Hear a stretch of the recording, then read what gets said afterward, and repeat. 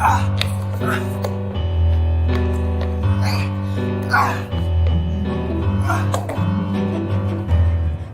seen him since. Sir, that cannot be. But were it not made the better part mercy, I should not seek an absent argument of my revenge. Thou, present. Bullet to it! Find out thy brother, wherever he is. Seek him with candle, bring him dead or living. Within this 12 months, or turn thou no more, to seek a living in our territory. Thy lands and all things that thou dost call thine were seizure. Do we cede into our hands, till thou can quit thee of what we seek against thee by thy brother's mouth. Oh, that your highness knew my heart in this. I never loved my brother in my life. More villain thou. But look to it. Let my officers of such a nature make it extend upon his house and lands. Do this expediently, and turn him going.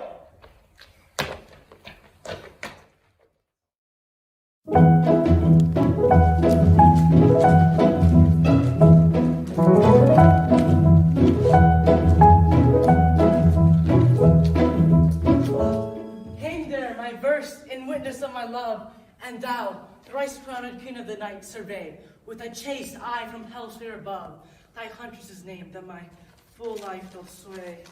Oh, Rosalind, these trees shall be my books, and in their barks my thoughts I'll character, that every eye in which this forest looks will see thy virtues painted everywhere.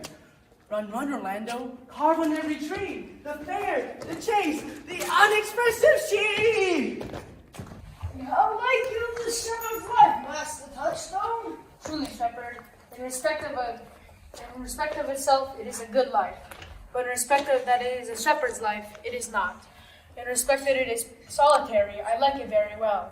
But in respect that it is private, it is a very vile life. In respect that it is in the fields, it pleaseth me very well. But in respect that it is not in court, it is tedious. As it is a spared life, it fits my humor well. But as there is no plenty in it, it goes much against my stomach. Hast any philosophy in thee, shepherd? No more than that I know that the more one sickens, the worse at ease he is. And that he that wants money, means, and content is without three good friends. That the property of rain is to wet, and fire to burn. A good pasture makes fat sheep. And that a great cause of the night is lack of sun. And that he that hath learned no wit by nature nor by art may complain of good breeding, or is of a very dull kindred. Such a one is a natural philosopher. Was ever in court, shepherd? No, truly. Then thou art damned. Nay, I hope. Truly, thou art damned like an ill-roasted egg all on one side. For not being at court your reason? Well, if thou never wast at court, thou never sawst good manners. If thou never sawst good manners, then thy manners are wicked, and wickedness sin, and wickedness is sin, and sin is damnation. Thou art in a parlous state, shepherd. Not only Touchstone, those that are common manners in the court are as ridiculous in the country as those in the country are most mockable at court. You told me that you salute not, but kiss hands. That courtesy would be very uncleanly if courtiers were shepherds. Instance, briefly come, instance. Well, we're still handling our ewes, and their fells, as you know, are greasy. Why do not your courtiers' hands sweat? And is the sweat of a man not as wholesome as the grease of a mutton? Shallow instance, a sounder instance, I say, come. Besides, our hands are hard. Your lips will feel them sooner. Shallow again, a more sounder instance, come. Our hands are tarred over the surgery of our lambs. Would you have us kiss tar? The courtier's hands are perfumed with civet. Most shallow man, thy words meet in respect of a good piece of flesh. Learn from the wise and perpend. Civet is of a baser birth than tar, the very uncleanly flux of a cat. Mend thy instance, shepherd. You have too clear wit for me. I'll rest. Will thou rest again? God help thee, God fix thee.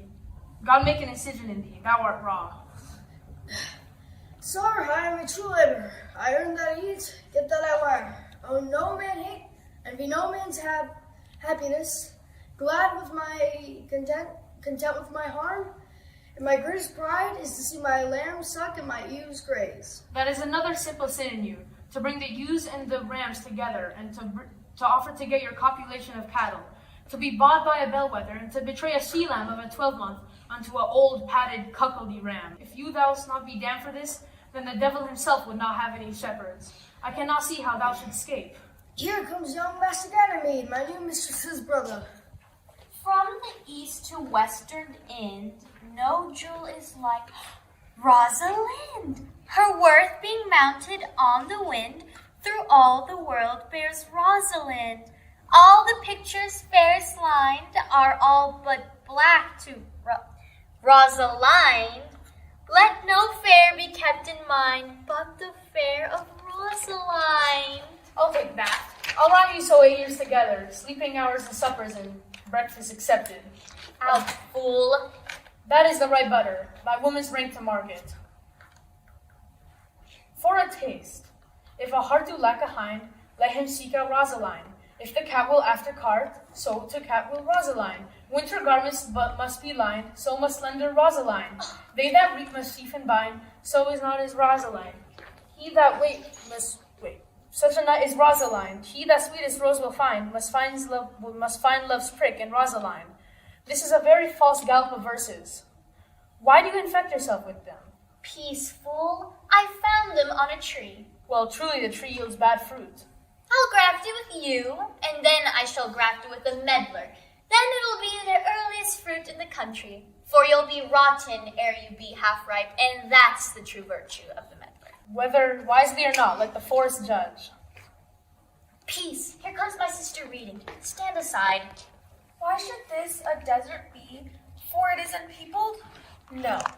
Tongues will hang on every tree, that civil saying show. Somehow the brief the life of man runs his erring pilgrimage, that the stretching of a span buckles in his sum of age. Some of violated vows twixt the souls of friend and friend, but upon the fairest boughs, or at every sentence end, will I Rosalinda write, teaching all that read to know the quintessence of every sprite. Heaven would in little show, therefore heaven nature charged that one body shall be filled with all graces wide enlarged.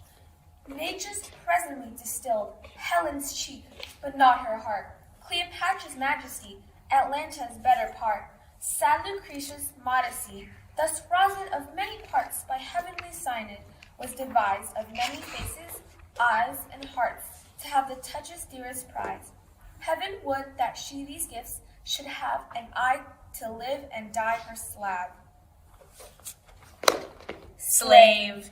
Oh, most gentle Jupiter, what tedious homily of love have you wearied your parishioners withal, and never cried, have patience, good people. How now? Back, friends, shepherd, go off a little. Go with him, sirrah. Come, shepherd, let us make an honorable retreat, not with bag and baggage, but with scrippage. Didst thou hear these verses? Oh, yes, I heard them all, and more of them too, for some of them had in them more feet than the verses could bear. That's no matter, the feet might bear the verses. Aye, but the feet were lame, and could not bear themselves without the verse, and therefore stood lamely in the verse. But didst thou wonder how thy name hath been hanged and carved upon these trees? I was 7 of the 9 days out of the wonder before you came, for look here what I found on a palm tree. I was never so berhymed since Pythagoras' time, when I was an Irish rat, which I can hardly remember. Trow you who hath done this? Is it a man? With a chain that you once wore about your neck? Change you color? I prithee who? Oh, Lord, it's a hard matter for friends to meet. The mountains may be removed with earthquakes and so encounter. Nay, but who is it? Is it possible? Nay, I prithee, with most petitionary vehemence, tell me who it is. Oh, wonderful, and most wonderful, and yet again out of all whooping.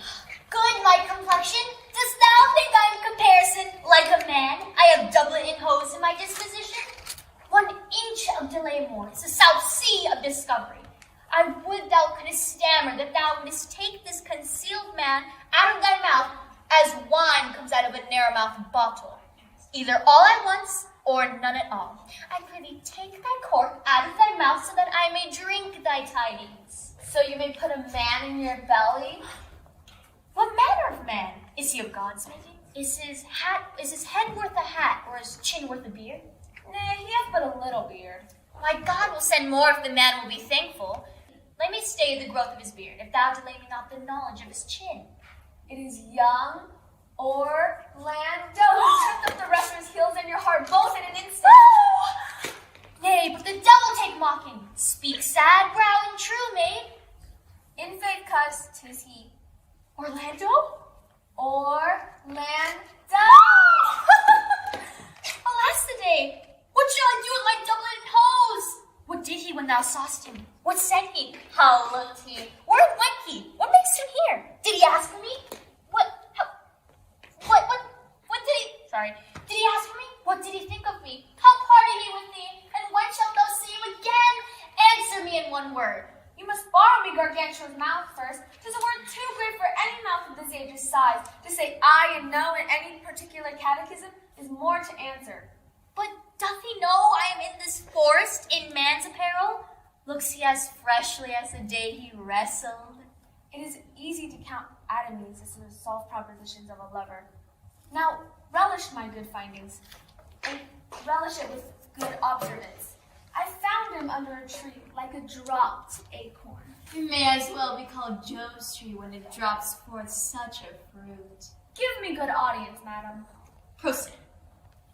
There he lay, stretched along like a wounded knight. Though it be pity to see such a sight, it well becomes the ground. Pray hollow to thy tongue, I prithee, it curvets unseasonably. There he lay, like a hunter. Oh, ominous! He comes to kill my heart. I would sing my song without a burden. Thou bringest me out of tune. Do you not know I am a woman? When I think, I must speak. Sweet, say on. Soft, here he comes. 'Tis he. Slip by and take note. I thank you for your company, but, good faith, I had as lief been myself alone. And so would I, but yet for fashion's sake, I thank you too for your society. God be with you. Let's meet as little as you can. Yeah, I do hope we may be better strangers. I pray you no more with trees writing love songs on their barks. I pray you mark no more of my verses by reading them ill-favoredly. Rosalind's your love name? Yes, just... I do not like her name. There was no thought of pleasing you when she was christened. What stature is she of? Just as high as my heart. You are full of pretty answers. Have you not been acquainted with goldsmiths' wives and conned them out of rings? Not so, but I answered you right painted cloth, from whence you have studied your questions. You have a nimble wit. I think 'twas made of Atalanta's heels. Will you sit down with me? And we too will rail against our mistress, the world, and all our miseries. I would try no other breather in this world but myself, against whom I know most faults. The worst fault you have is to be in love. 'Tis a fault I will not exchange for your best virtue. I'm wary of you. By my troth, I was seeking for a fool when I found you. He has drawn it in the brook. Look but in, and you shall see him. Oh, then I shall see mine own figure. Which I either take to be a fool or a cipher. I'll tarry no longer. Farewell, good Signor Love. I'm glad of your departure. Adieu, good Munchkin, like you call it. To like a saucy liking, and under that hat play the knave with him. Do you hear, Forester? Very well. What would you? I pray you, what is to clock? You should ask me what time of day. There's no clock in the forest. Then there is no true lover in the forest, else sighing every minute and groaning every hour would detect the lazy foot of time as well as a clock. And why not the swift foot of time? Had that not been as proper? By no means, sir. Time travels in diverse paces with diverse persons. I'll tell you who time ambles withal, who time trumps withal, who time gallops withal, and who he stands still withal. I prithee, who doth he trot withal? Marry, he trot hard with the young maid between the contract of her marriage and the day it is solemnized. If the interim be but a 7 night, why, time spaces so hard it seems the length of a 7 year. Who ambles time withal? with a priest that lacks Latin, and a young man that hath not the gout. For one lives merrily because he cannot study, and the other sleeps easily, for he feels no pain. The one knowing no burden of lean and tedious penury, the other knowing no burden of heavy, tedious penury. Who doth he gallop withal? With lawyers in the vacation, for though they sleep between term and term, they perceive not how time moves. Who stays it so withal? With a thief to the gallows, for though he goes as softly as foot can follow, he finds himself too soon there. Where dwell you, pretty youth? With this shepherdess, my sister, here in the skirts of the forest, like fringe upon petticoat. Are you native of this place? As the coney you see dwell here, where she is kindled. Your accent is something finer than can be purchased in such removed a dwelling. I've been told so of many. But indeed an old religious uncle of mine who taught me to speak, one who in his youth was an inland man, one who knew courtship too well, for there he fell in love. I've heard many lectures against it, and thank God I am not a woman to be taxed with so many giddy offenses as he hath generally taxed their whole sex withal. Can you recount some of the evils he laid to the charge of women? There were none principal. They were all like one another, every one fault seeming monstrous until his fellow fault came to match it. I prithee, recount some of them. No, I will not cast away my physic on those that are sick. But there is a man who haunts the forest by abusing our young plants with carving Rosalind on their barks. Hangs odes upon hawthorns and elegies on brambles, all forsooth defying the name Rosalind.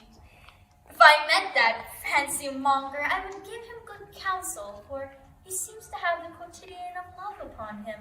I am he that is so love-shaken. I pray you, tell me a remedy. There are none of my uncle's marks upon you. He taught me to know a man in love, in which its cage of rushes I am sure you are not prisoner. What were his marks? A lean cheek, which you have not. A blue eye and sunken, which you have not. An unquestionable spirit, which you have not. A beard neglected, which you have not, but I pardon you for that, for simply your having in beard is a younger brother's revenue. Then, your hose should be ungartered, your bonnet unbanded, your sleeve unbuttoned, your shoe untied, and everything about you demonstrating a careless desolation.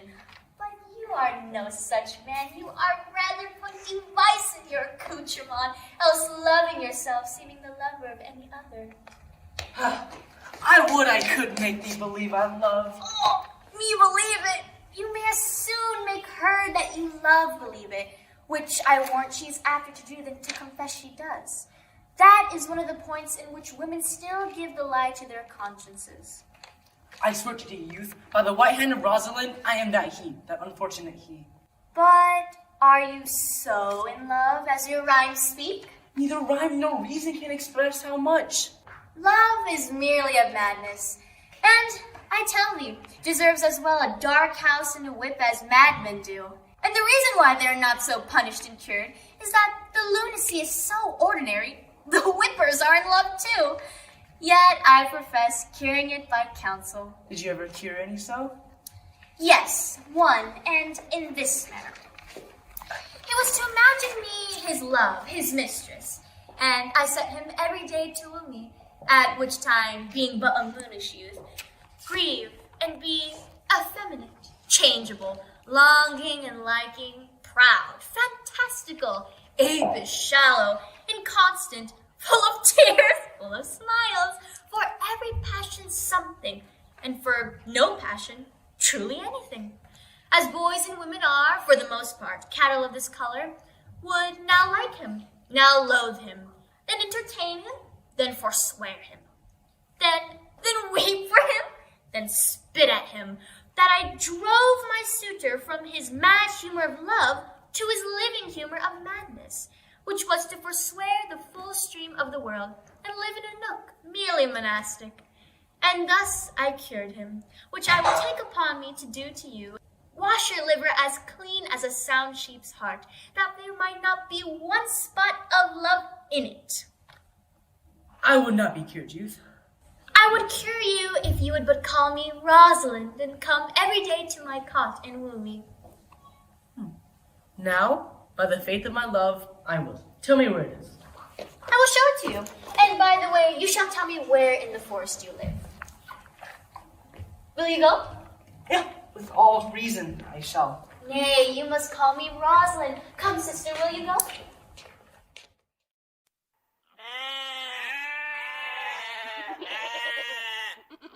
Come apace, good Audrey.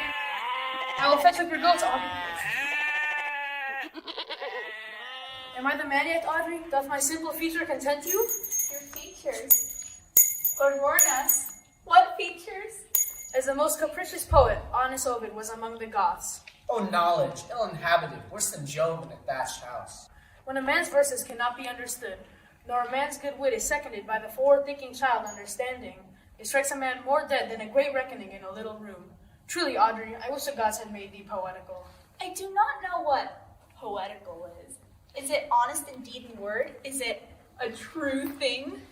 No, truly, for the truest poetry is the most feigning, and as lovers are given to poetry, when they swear in poetry, may be said as lovers they do feign. Do you wish the gods had made me poetical? I do, truly, for thou swearst to me thou art honest. If thou wert a poet, I might have some hope thou didst feign. Would thou not have me honest? No, unless thou wert hard favored, for honesty coupled to beauty is like to have honey as sauce to sugar. A material fool. Well, I am not fair, therefore I pray the gods make me honest. Truly, and to cast away honesty upon a foul wench is like to put good meat into an unclean dish. I am not a wench, though I thank the gods I am foul. Well, praise be the gods for thy foulness. Wenchness may come hereafter. Though be it as it may be, I will marry you. And to that end, I have brought Sir Oliver Martex, the vicar of the next village, who hath promised to meet me in this place of the forest and to couple us. I would fain see this meeting. Well, the gods give us joy! Amen. A man may, if he were of a fearful heart, stagger in this attempt. For here we have no temple but horn beasts. No temple but wood. No assembly but horn beasts. But what though? Courage. Oh, here comes Sir Oliver Martex. Will you dispatch us under this tree, or shall we go with you to your court? Is there none here to give the woman? I will not take thee on gift of any man. Truly, she must be given, or the marriage will not be lawful. Proceed, I'll give her. Good even, good Monsieur, what you call it. How do you, sir? You are very well met. God ild you for your last company. God ild you for your last company. I'm very glad to see you. Will you be married, Motley? As the ox his bow, the horse his curb, the falcon her bells, and man hath his desires. And as pigeons bill, so wedlock would be nibbling. And will you, being a man of your breeding, be married under a bush like a beggar? Get you to church and have a good priest tell you what marriage is. This fellow will but join you together as they join wainscot, and one of you will prove a strong timber, and, like green timber, war. I am not in the mind, but I were better to be married of him than of another, for he is not like to marry me well. And if I am not very well, I will have a good excuse to leave my wife hereafter. Go thou with me, and let me counsel thee. Come, sweet Audrey, we must be married, or we must live in Vaudrey. 'Tis no matter. Ne'er no fantastical knave of them all shall flout me out of my calling.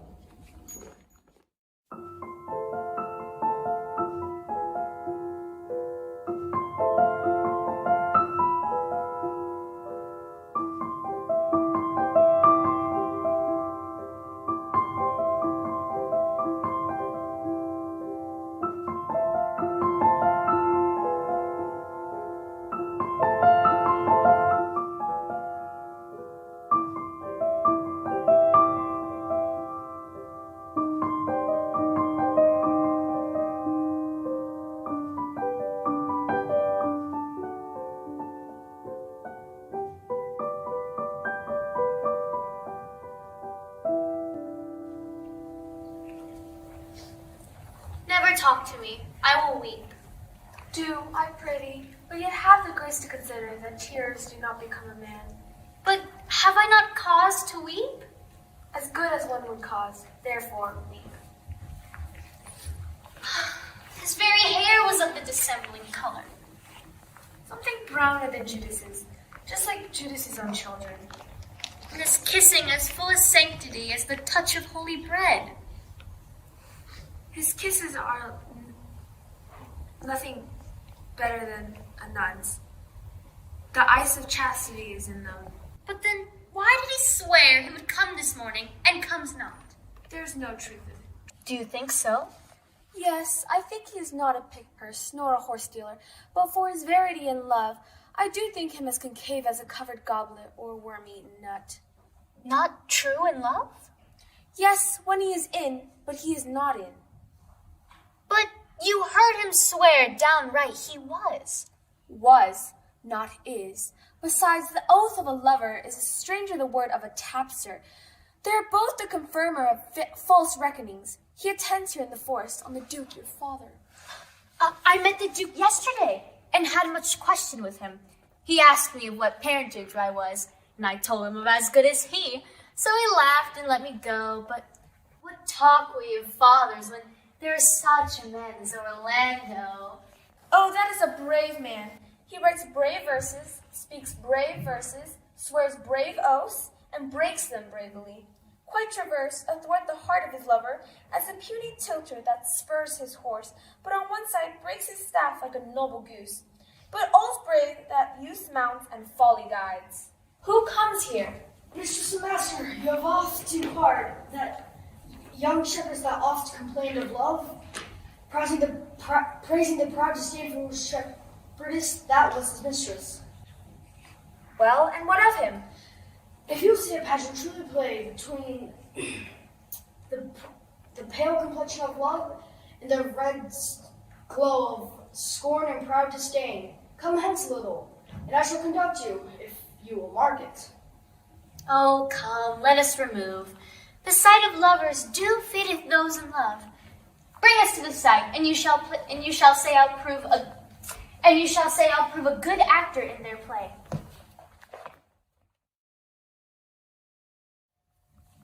Sweet Phoebe, do not scorn me. Do not, Phoebe. Say that you love me not, but say not so in bitterness. The common executioner, whose heart the accustomed sight of death makes hard, falls not the axe upon the humbled neck, but first makes pardon. It will you sterner be than he that dies and lives by bloody drops? I would not be thy executioner. I fly thee, for I would not injure thee. Thou tellest me there is murder in mine eyes. 'Tis pretty, sure, and very probable, that eyes, that are the frailest and softest things, who shut their coward gates on atomies, should be called tyrants, butchers, murderers. Now I do frown on thee with all mine heart, and if mine eyes can wound, now let them kill thee. Now counterfeit this wound, why now fall down? Or if thou canst not, oh, for shame, lie not to say mine eyes are murderers. Now show me the wound mine eye hath made in thee. Scratch thee but with a pin, and there remains some scar of it. Lean upon a rush, the cicatrice incapable in pressure. Thy palm some moment keeps. But now, mine eyes, which I have darted at thee, hurt thee not, nor, I am sure, there is no force in eyes that can do hurt. Dear Phoebe, if ever, as it ever may be near, you meet in some fresh cheek the power of fancy, then shall you know the wounds visible that love's keen arrows make. But till that time, come not thou near me. And when that time comes, afflict me with thy mocks. Pity me not, as till that time I shall not pity thee. And why, I pray you? Who might be your mother, that you insult, exalt, and all at once over the wretched? What, though you have no beauty, I see no more in you than candle may go dark without to bed. Must you therefore be proud and pitiless? What? What means this? Why look you so upon me? I see no more in you than the ordinary of nature's sail work. Odds my low life, I think she means to tangle my eyes too. No faith, proud mistress, hope not after it. 'Tis not your inky brows, your black silk hair, your bugle eyeballs, nor your cheek of cafe that can attain my spirits to your worship. You foolish shepherd, wherefore do you follow her? You are 1,000 times a proper man than she a woman. 'Tis such fools as you that makes the world full of ill-favored children. 'Tis not her glass, but you that flatters her, and in you she sees herself more proper than any of her lineaments can show her. But mistress, know yourself, down on your knees and fasting for a good man's love, for I must tell you, friendly in your ear, sell when you can, you are not for all markets. So cry the man mercy, love and take his offer. Foul is most foul, being foul to be a scoffer. So take her to the shepherd. Fare you well. Sweet youth, I pray you chide a year together. I'd rather hear you chide than this man woo. He's fallen in love with your foulness, and she'll fall in love with my anger. As soon as she answers thee with frowning looks, I'll sauce her with bitter words. Why look ye so upon me? For no ill will I bear you. I pray you, do not fall in love with me, for I am falser than vows made in wine. Besides, I like you not. If you will know my house, 'tis at the tuft of olives, here hard by. Will you go, sister? Shepherd, ply her hard. Oh, come, sister. Shepherdess, look on him better. For everyone, for all in the world could see, none is as in abuse as sight as he. Dead shepherd, now I find thy soul of light. Whoever loved that love, not at first sight. Phoebe. Huh? What sayest thou, Sylvius? Phoebe. Pity me.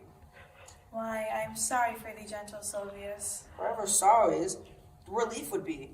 If you do sorrow my grief and love, by giving love your sorrow and my grief, we're both exterminated. Why that word covetousness? Sylvius, the time was that I hated thee. And yet it is not that I bear thee love, but since that thou canst talk of love so well, thy company, which erst was irksome to me, I will endure, and I'll employ thee too. But do not look for further recompense than thine own gladness that thou art employed. So holy and so perfect is my love, and I in such a poverty of grace, that I should think the most plenteous crop, to glean the broken years after the man that the main harvest reaps. Loose now and then a scattered smile, and that old pond. Knowest thou the youth that spoke to me a while? Not very well, but I have met him oft. He has bought the cottage and the bounds that the old Carly was once master of. Think not I love him, though I ask for him. 'Tis but a peevish boy, yet he talks well. But what care I for words? Yet words do well when he that speaks them pleases those that hear. It is a pretty youth. Not very pretty, but sure, he's proud, and yet his pride becomes him. He'll make a proper man. The best thing in him is his complexion, and faster than his tongue did make offense, his eyes did heal it up. He is not very tall, yet for his years he's tall. His leg is but so-so, and yet 'tis well. But there was a pretty redness in his lip, a little riper and more lusty red than that mixed in his cheek. 'Twas just the difference betwixt the constant red and mingled damask. There be some women, Sylvius, had the marksman parsed as I did, would have gone near to fall in love with him. But for my part, I love him not, nor hate him not, and yet I still have more cause to hate him than to love him. For what he had to do to chide at me! He said, mine eyes are black, and my hair black, and now, I had remembered, scorned at me! I marvel why I answered not again, but that's all one. Omittance is no quittance. I will write to him a very taunting letter, and thou shalt bear it. Wilt thou, Sylvius? Phoebe, with all my heart. I'll write it straight. The matter's in my head and in my heart. I'll be bitter with him and passing short.